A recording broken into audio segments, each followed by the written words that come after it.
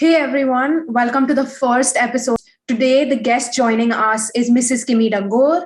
She is a fashion editor and consultant with over 2 decades of experience in the field. She has worked in leadership roles with some of India's leading national and international publications and is a much sought out voice and opinion leader in fashion journalism. Apart from working with India Today News magazine, Kimi has been a launch team member of the country's first celebrity news magazine, People India, and has worked with reputed newspapers like the Indian Express and Midday.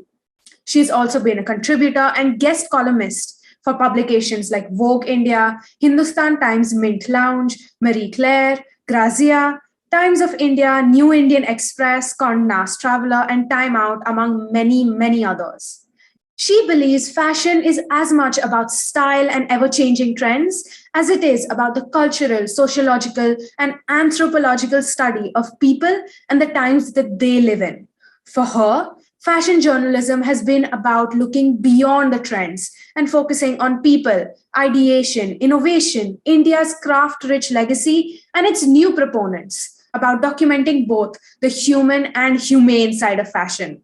So sit down, grab yourself a nice cup of tea, and enjoy. Good evening, Kimi. How are you doing today? Fine, thank you. Happy to be here, Manya. It's great to have you here. Thank you for taking time out of your schedule to come and film this podcast episode. My pleasure entirely. So I feel like maybe we should just get straight into the questions. The first thing I wanted to ask you is, for people who don't know what fashion journalism is, what is it that you do basically? So much like we have journalism for business, sports, politics, there's fashion journalism.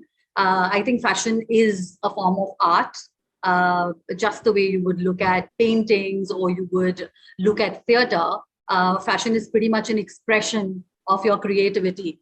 What fashion journalists do is write about those aspects of creativity, whether you're a fashion writer or a reporter or a critic, or even if you do fashion blogs, you are in a way talking about the industry, about people who make the clothes, about how they make the clothes, what are the trends, what are people wearing. Those are the basic ways of looking at fashion journalism. But for me, fashion journalism is more about documenting, the very important dissection where culture, society, and anthropology meet. It is a documentation of our lives, our day-to-day lives, and what is going on in the world at any given point of time.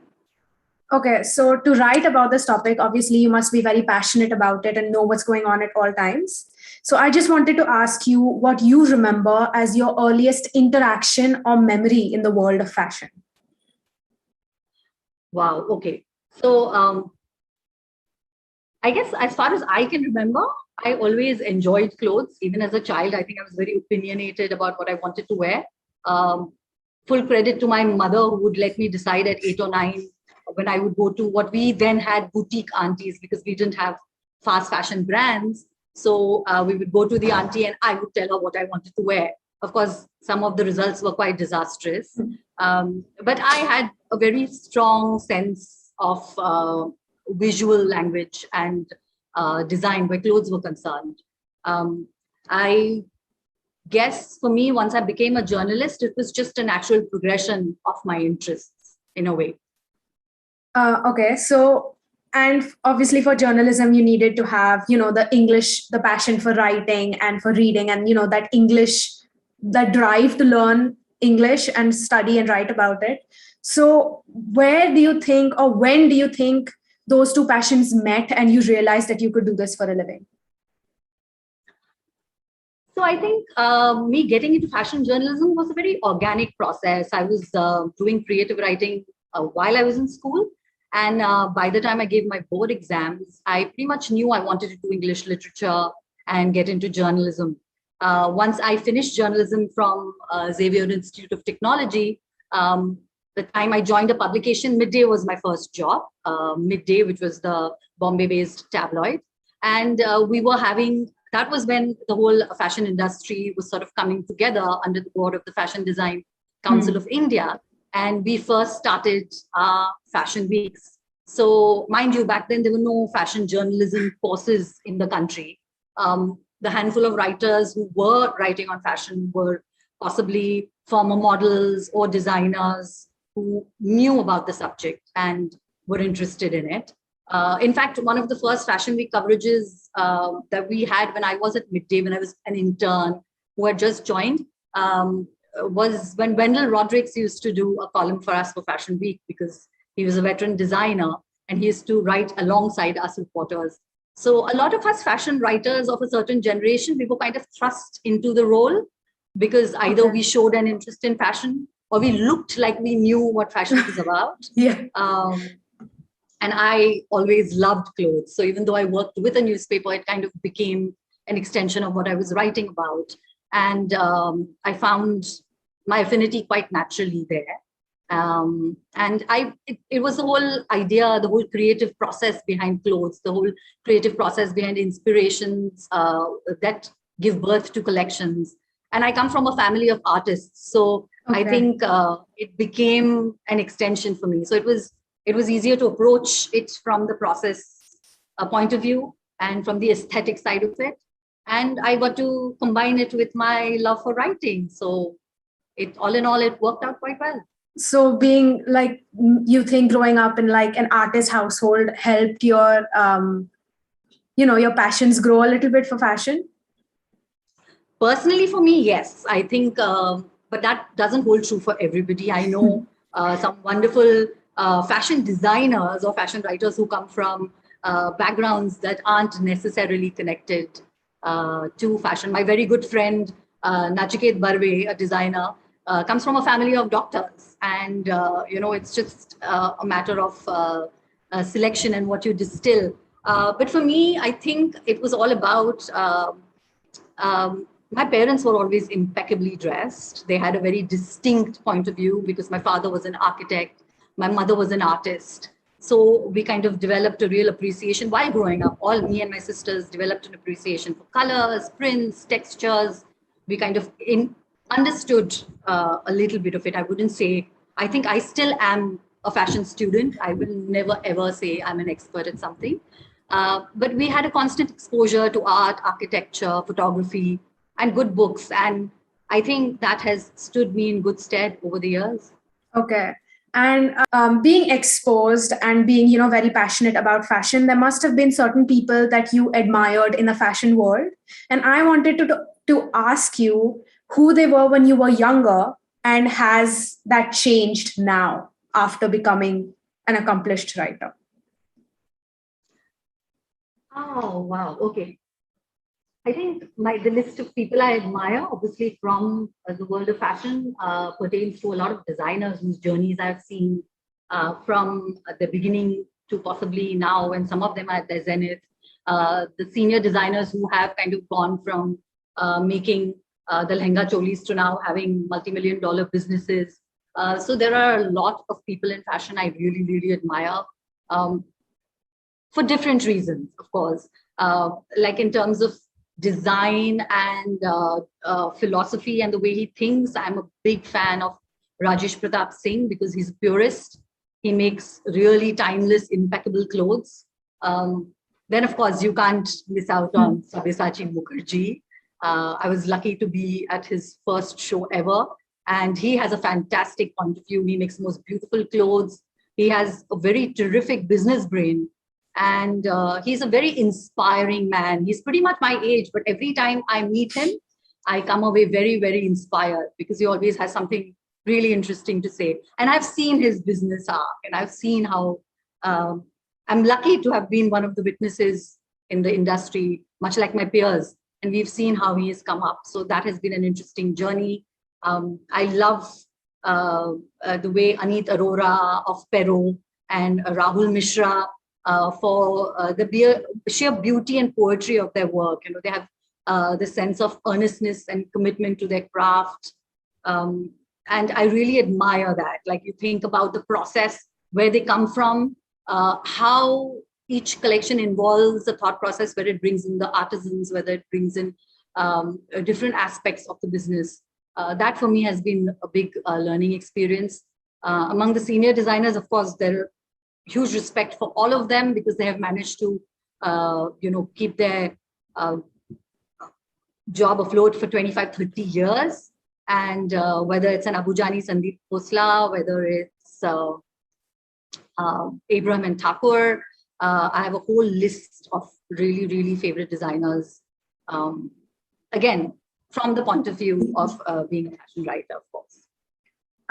There is one thing that I noticed, which was consistent in most of the designers that you mentioned. You kept on saying something about an arc or progress or journey, which of course, seeing someone grow obviously adds to that emotional and nostalgic, connection you get when you see their designs later on versus compared to like when you saw them for the first time ever.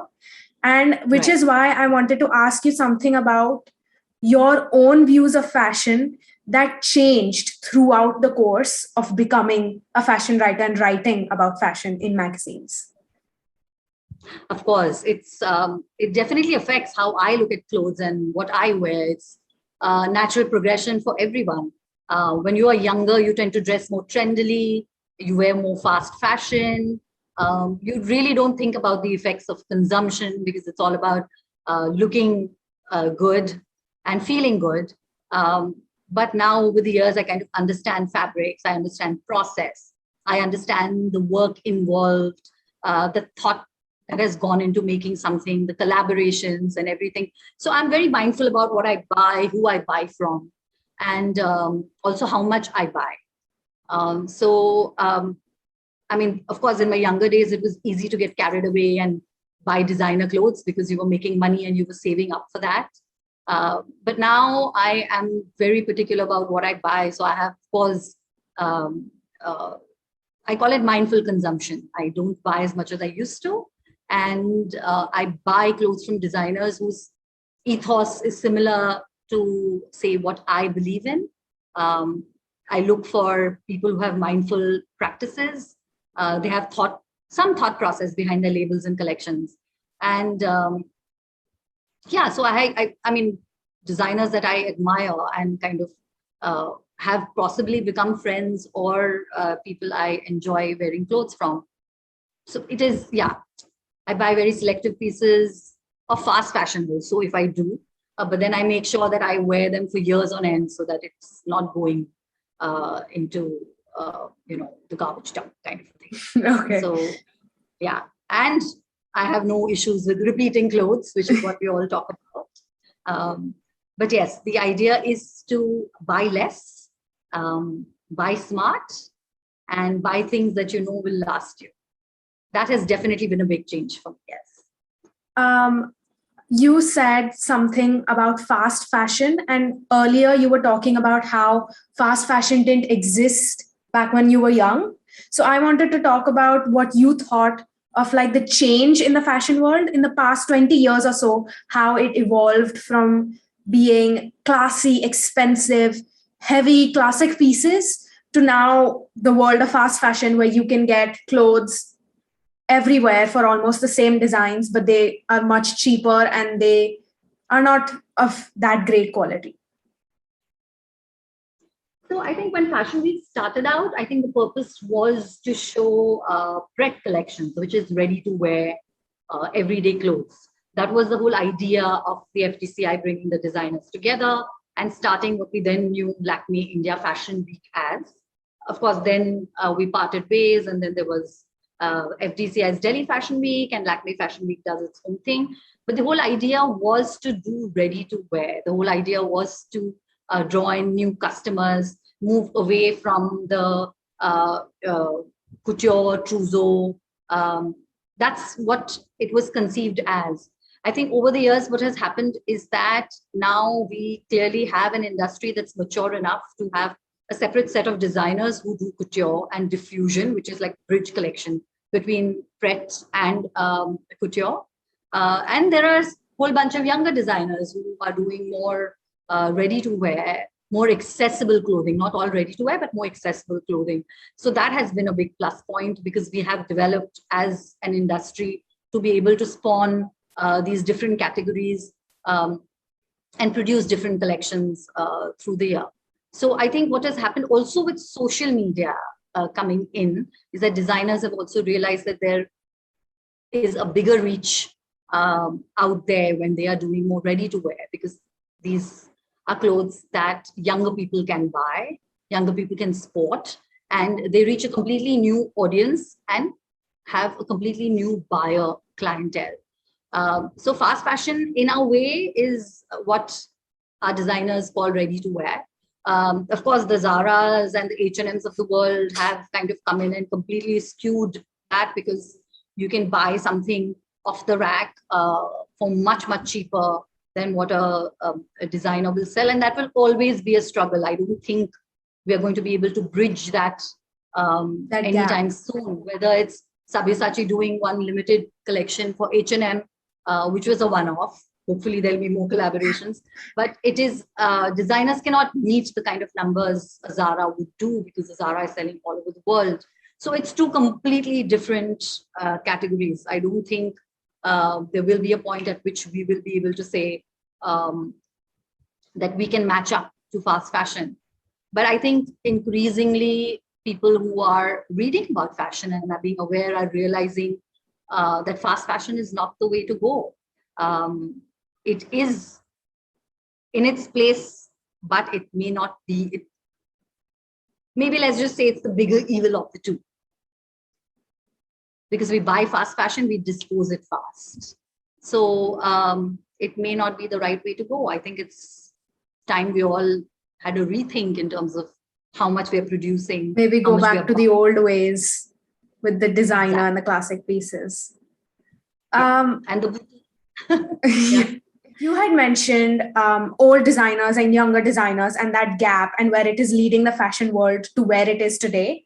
And there is this very big debate that is currently going on the internet, which is millennial fashion versus Gen Z fashion and the gap between the two generations. So I was wondering where you weigh in on that debate. Okay, so first let me address the first part of the question. The difference, I think, between earlier designers and younger designers today, they are kind of trying to bridge it at some point, but there's still a difference. What I honestly think a lot of younger designers are doing are really thinking about how they're producing, how much they're producing, and who they're producing for. So you have a lot of designers who will only create on order, because at the end of the day, you don't want to flood the market with clothes that nobody will buy, that will come back to you. You're just adding to the clothes dump that is happening all over the world. Older designers are now, of course, also using their expertise and their years of experience to do mindful fashion as well now.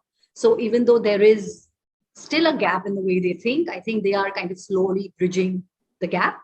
And that has been a very encouraging sign for fashion.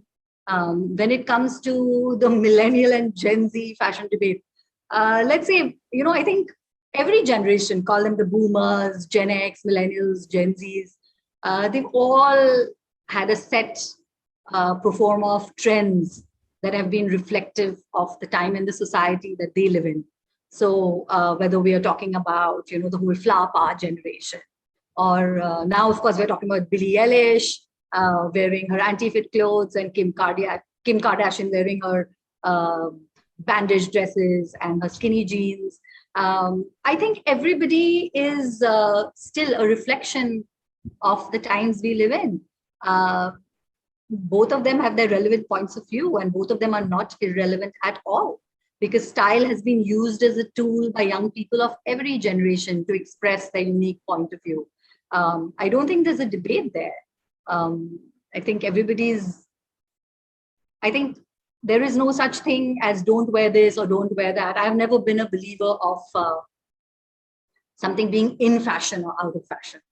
I think if you take something that everybody thinks is out of fashion and make it your own, that is your fashion. So everyone should have their own viewpoints of fashion, and there should be. There is no this or that. I think it's everybody.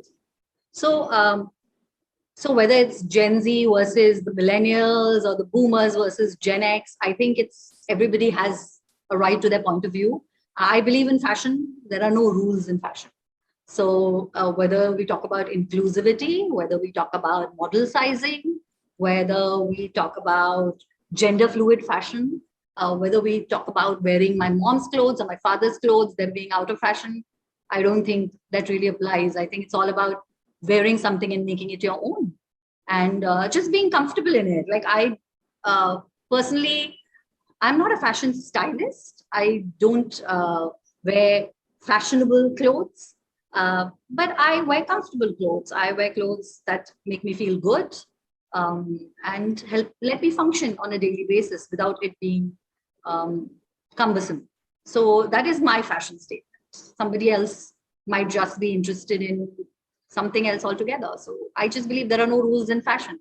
Which is, of course, the whole reason this debate exists, because you have people with different views and different opinions who are all weighing in on it. And with the amount of people in each generation and the gaps between them, this was bound to happen at some point or the other.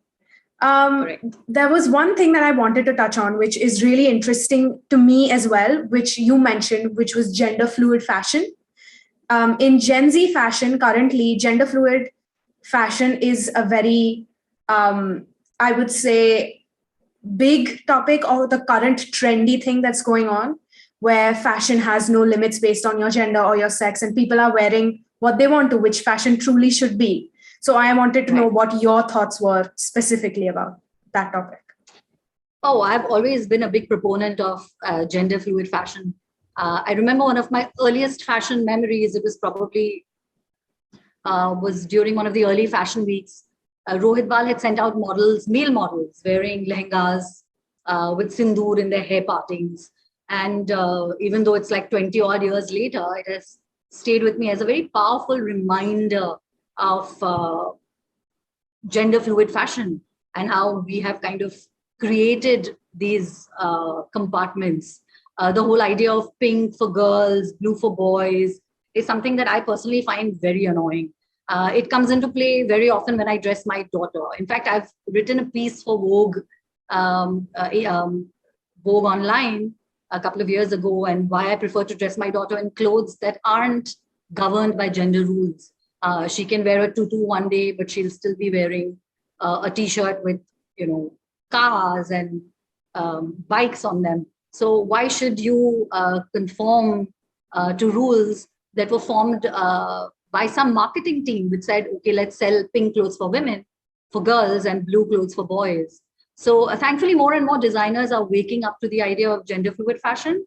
In fact, it's a wonderful untapped market waiting to be explored, because it's also about you give somebody a particular t-shirt or a particular shirt, and a man and a woman are both going to style it very differently and wear it differently. So I really think things like inclusivity, whether it's size inclusivity or gender fluid fashion, they should be a part of our normal dialogue and shouldn't be one-off trend per se. We keep debating about how designers don't design for plus sizes as well. That in itself is, a huge subject as well, because in India, every other day we have a debate where somebody says they walked into a store and they didn't have clothes their size. Of course, there are two sides to every story. The designers have their point of view, and so do buyers. But at the end of the day, it's still a wonderful untapped market. So I don't think size inclusivity and gender fluidity are subjects that are one-offs. It should be a part of everyday life, just the way we talk about making our fashion a little more sustainable, because whether we like it or not, we are in the middle of a climate crisis, and it should be a very, very important subject to talk about. So I was just about to talk about, being sustainable in forms of clothing, and, how designers nowadays, especially, are becoming more and more, climate aware, environmentally aware. And with the pandemic hitting, and then we have all of these forest fires, and we have these climate disasters going on, including a pandemic. Now is the time for the designers to wake up and be more aware about it. Sure, of course. Fashion is one of the biggest polluters. I mean, it's unfortunate, but fashion is one of the biggest polluters in the world. Fast fashion contributes huge amounts of clothes that are dumped every single day all around the world. So it is really a horrifying situation, and it is something that should worry each and every one of us. And as a fashion writer, of course, it affects me. I do think about the impact my writing will have on the reader, whether I am advocating the sale of something that is not quality conscious or not been made with certain guidelines. That said, it is still a job. So I may be writing about things one day that may not be the most sustainable, but we're all taking baby steps towards working in that direction. So yes, change is slow, but hopefully it won't be too late when we get there. So you were just talking about sustainable development in the fashion world, and being the generation that's going to be the next inhabitor of this earth, and there are many people currently in this generation who are very interested in fashion. What can such a person do or keep in mind to accumulate a sustainable wardrobe? So, being sustainable 100% is a misnomer. I don't think it's possible. Fashion in itself as a field is not the most sustainable, unfortunately. And that is something I'm willing to admit. But it would help if we were a little more careful in terms of what we buy. Don't buy a lot, buy fewer things. Make sure you invest in timeless pieces that you will be able to wear 15 years down the line. I know for younger people, that's very boring to think about. But I'm grateful for having invested in pieces like a Rajesh Pratap Singh shirt or something that I've had for 15 years and which I will still continue to wear. So buy little, buy thoughtfully, buy stuff that you think you're going to love and care for or keep and maintain for many, many years. Read up a little bit before buying something. The next time you want to click on an H&M or Zara shirt, look back at whether they have any sustainable practices in place. I know H&M does a conscious line. So instead of buying just about anything, spend a little more money and buy something from their conscious line. Read about the designers you want to buy, read up about them, see how you can invest in people who actually support artisans, support craftspeople, use organic practices. There's this huge Who Made Your Clothes campaign. Should invest in that. Try and figure out who made your clothes, how they were made, whether the designer who says, I do organic fashion, actually does organic fashion. Because there's a lot of greenwashing. People will say, oh, we do sustainable clothes, but they're not necessarily using the right dyes.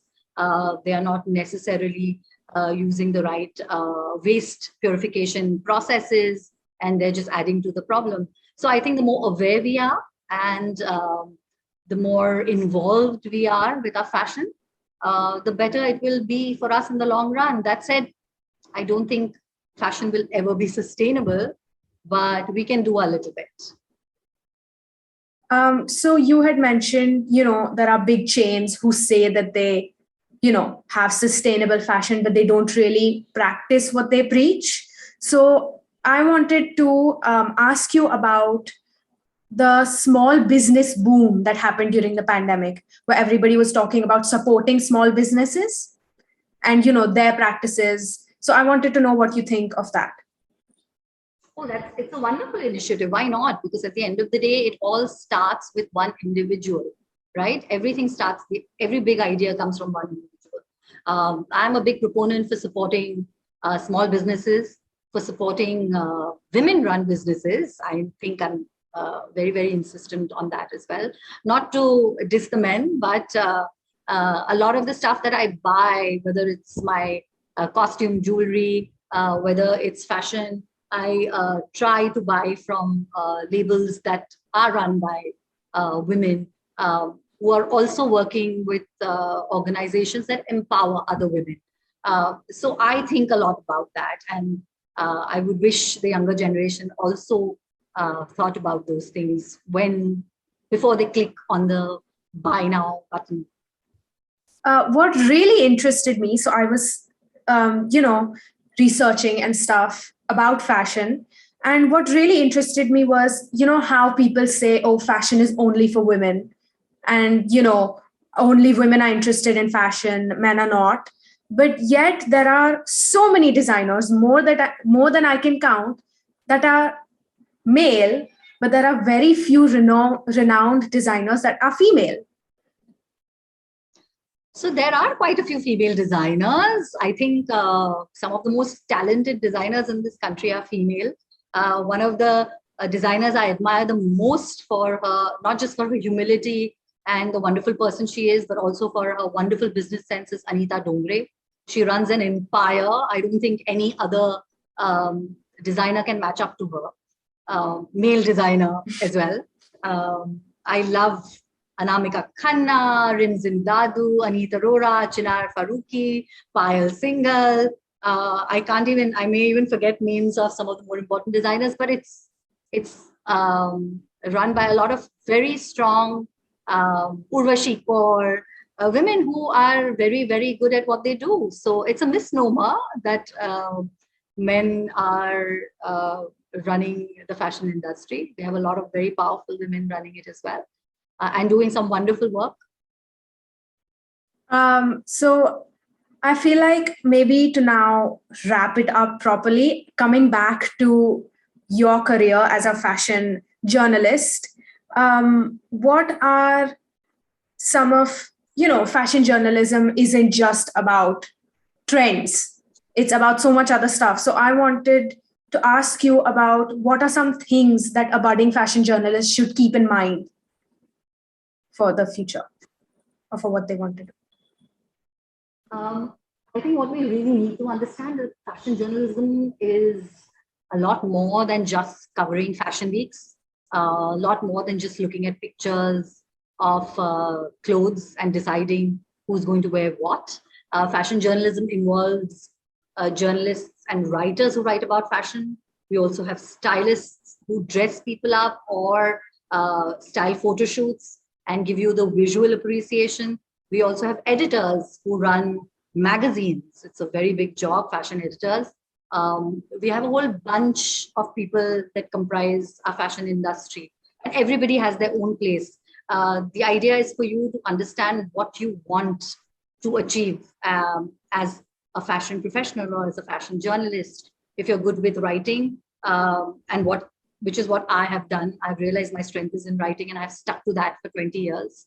I don't claim to be a stylist or a fashion editor, and that's by design.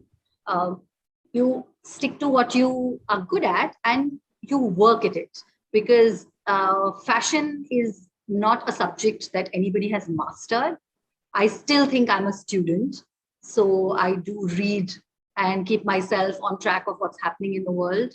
Current affairs, very important. Fashion is not cut away from current affairs. It's not superficial like people tend to think. We are not all working in a magazine where the devil wears Prada was shot. So I think it's very important to keep your mind ticking.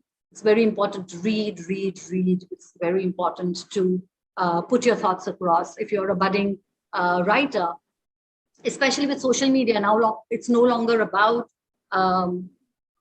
fashion magazines and newspapers or print journalism. You can put your thoughts out there as soon as you have them. But the idea is to educate yourself, teach yourself, and put your thoughts out there, because unless you share them, nobody knows what you're capable of. So at the end of the day, whether it's fashion or political journalism, everybody has to read and make themselves aware.